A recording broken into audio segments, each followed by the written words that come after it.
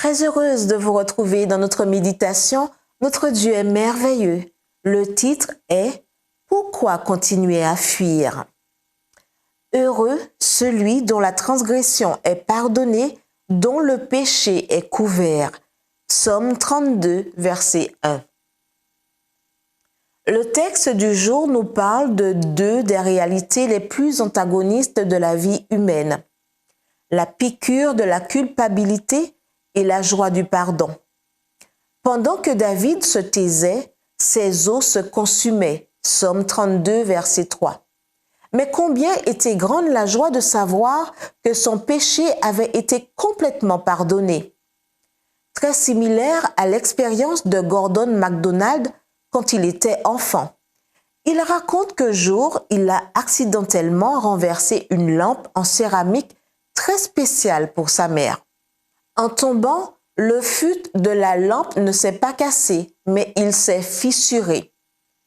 Comme personne n'avait remarqué ce qu'il s'était passé, Gordon a rapidement ramassé la lampe et l'a remise à sa place, mais avec le côté fissuré tourné vers le mur. Personne ne le remarquera, pensait-il. Mais Gordon n'était pas en paix.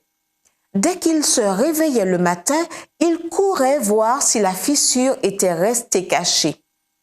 Et son cœur battait chaque fois qu'un de ses parents s'approchait de la pièce à conviction. Un jour, alors que sa mère dépoussiérait les meubles, le jugement final est tombé. « C'est toi qui as fait ça ?» a-t-elle demandé à Gordon. Gordon MacDonald, aujourd'hui auteur de best-seller, dit que la lampe, maintenant réparée, a continué pendant de nombreuses années à donner de la lumière malgré sa chute spectaculaire. La lumière était même plus forte à l'endroit de la fissure. La grâce de Dieu, écrit-il, c'est comme la colle que ma mère utilisait. La partie autrefois cassée est devenue plus forte qu'avant la chute. Le mieux, dit-il, c'est peut-être que l'on n'en ait plus jamais parlé. N'est-ce pas là une belle illustration de la façon dont Dieu nous pardonne?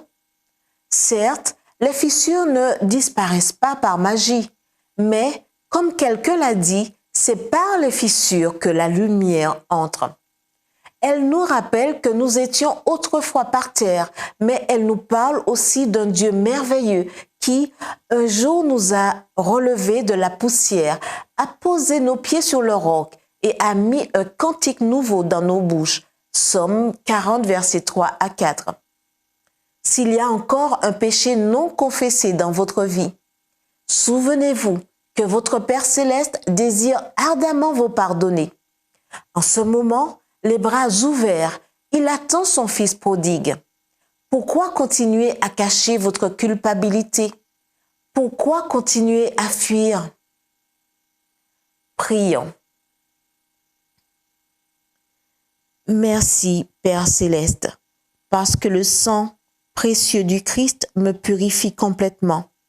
Que la joie du pardon inonde mon cœur aujourd'hui et toujours, au nom de Jésus. Amen.